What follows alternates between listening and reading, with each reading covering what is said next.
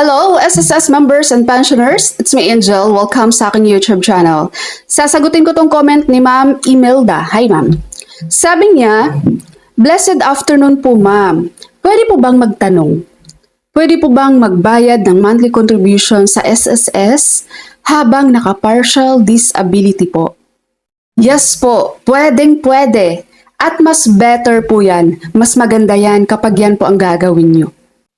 Again, sa mga naka-partial disability pension with SSS, kung may kakayahan naman po kayo na i-continue ang inyong contributions with SSS habang ongoing pa ang inyong partial disability pension, i-continue nyo po ang hulog ng inyong contributions.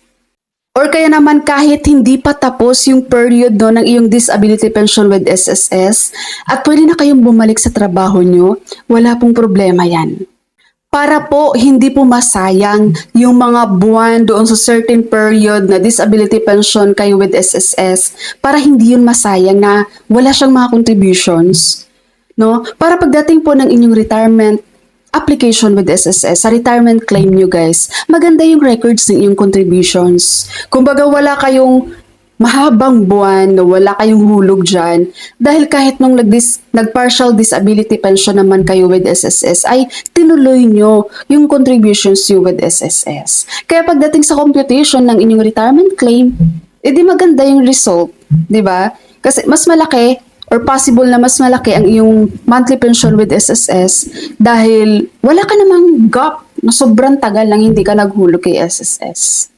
Actually guys, marami tayong mga partial disability pensioner dito sa SSS na hindi pa tapos yung period ng kanilang disability pension with SSS pero bumalik na sila sa trabaho dahil kaya naman na ulit.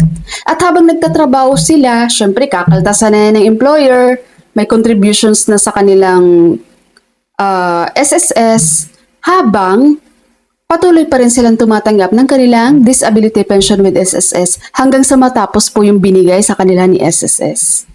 Ang partial disability pension kasi hindi siya katulad kay total permanent disability pension, no?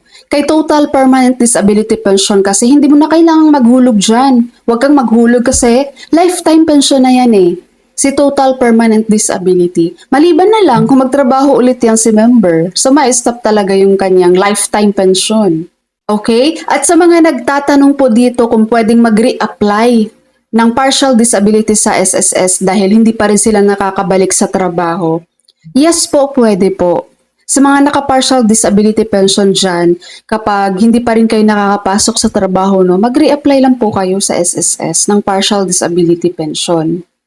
Ang doktor po ni SSS ang makapag-evaluate po ng medical records nyo kung pasok pa rin kayo sa partial disability pension or hindi na, or kaya naman ipasok na kayo sa total permanent disability pension. So depende talaga yan guys sa evaluation ng medical records nyo with doktor ng SSS. Basta mag-reapply lang po kayo, wala naman pong mawawala eh. At least you try. Diba, ma-reject man yan or hindi, at least sinubukan nyo ulit mag-reapply.